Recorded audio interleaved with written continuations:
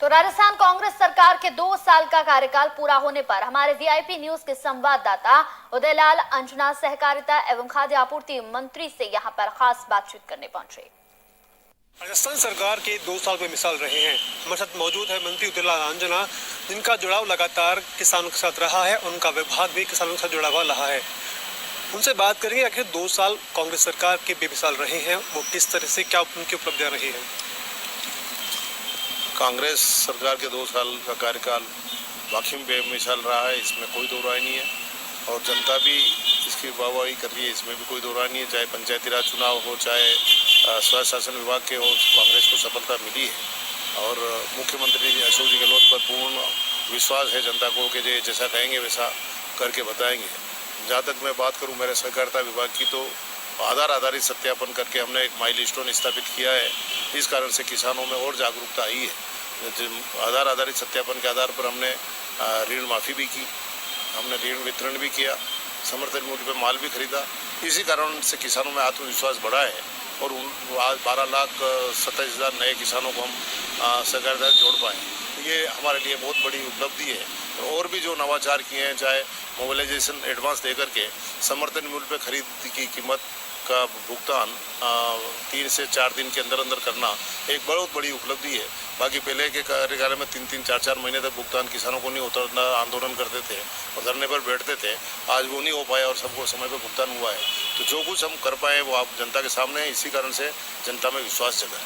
मंत्री जी, बात करें, आप खुद किसान रहे हैं, किसान लगातार प्रोटेस्ट कर रहे हैं, किस दिन हो गए लगातार किसानों को धरना देते हुए, लेकिन सरकार उसमें केवल संशोधन की बात कर रही है बिल्कुल, लेकिन किसान बोल रहे हैं कि बिलों को वापस लिया जाए, वो उनके लिए काला कानून के बराबर है। वो काला कानून के बराबर है, ये किसान कह रहे हैं तो बिल्कुल किसानों के लिए बिल्कुल सही है। वो उनमें भी पढ़े लिखे किसान हैं, स्टडी करके कानून की ज्ञाता वगैरह सब तरह के लोग हैं। आज किसान कोई 70 साल पहले देश आज़ाद हुआ वैसा किसान नहीं रहा है। किसानों के बच्चे भी पढ़े लिखे होकर के वकील भी बने और किसान नेता भी बने और अच्छे किसान भी बने हैं।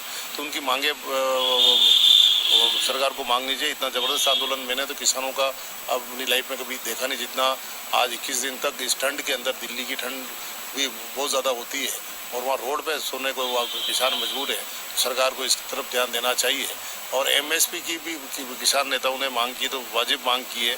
समस्त जिनसों का एमएसपी जारी होना चाहिए और वो एमएसपी से नीचे एक दाना भी नहीं बिकना चाहिए। तो भले कानून कैसा भी हो, चाहे कोई भी आवे, लेकिन एमएसपी जारी हो जाए और सरकार ये आश्वासन दे दे कानून के अंदर, कानून बना दे, एमएसपी से नीचे एक दाना भी नहीं बिकेगा तो सरकार उसकी भरपाई करेगी, तो शायद किसान संतुष्ट हो जाएंगे। लेकिन सरकार बोल रही है कि एमएसपी और मंडियों का सिस्टम है वो लगातार बना रहेगा, लेकिन किसान बोल रहे हैं कि इससे मंडियां और एमएसपी का सिस्टम है वो लगभग खत्म हो जाएगा और अंबानी अडानी जो पूंजीपति लोग हैं उनका प्रभुत्व ज़्यादा बढ़ेगा। किसान कह रहे हैं, जो सही कह रहे हैं, कहाँ एमएसपी का प्रावधान कहाँ किया है? कानून में प्रावधान क्यों नहीं किया?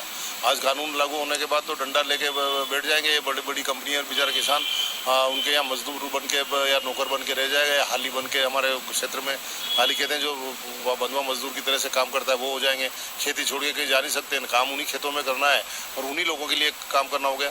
तो किसानों की मांग वाजिब है, सरकार को इस पर ध्यान देना चाहिए। मेरा अंतिम सवाल है कि आपकी सरकार आते ही लगातार किसानों की ऋण माफ़ी हुई है, लगातार किसानों को बहुत सहूलियत हुई है, लेकिन आगे के 3 सालों के अंदर किसानों को लेकर आपके क्या विशेष प्लान रहेंगे? क्या हर बार जो सरकार आती है तो कर्जा माफ़ी ही का अंतिम समाधान होगा, इसके अलावा और कुछ नए तरीके निकाले जाएंगे जिससे किसानों को फ़ायदा मिल सके? मैं ऋण माफ़ी के पक्ष में नहीं हूँ, किसान भी ऋण माफ़ी के पक्ष में नहीं है। किसान तो चाहता है कि उसकी जिन्स का समय पर भुगतान हो, जिसके लिए किसान आंदोलित है। अगर समर्थन मूल्य पे जो सरकार घोषित कर दे कि इसकी लागत पड़ के ये माल इस भाव में पड़ रहा है, तो उस भाव में सरकार उसका पूरा माल खरीदे, तो मैं नहीं सोचता कि ऋण माफ़ी की आवश्यकता पड़ेगी। और ऋण माफ़ी कोई समाधान भी नहीं है, इसलिए लागत मूल्य के आधार पर समर्थन मूल्य जारी करके किसानों की आय बढ़ानी चाहिए, तो ऋण माफ़ी की जरूरत नहीं पड़ेगी।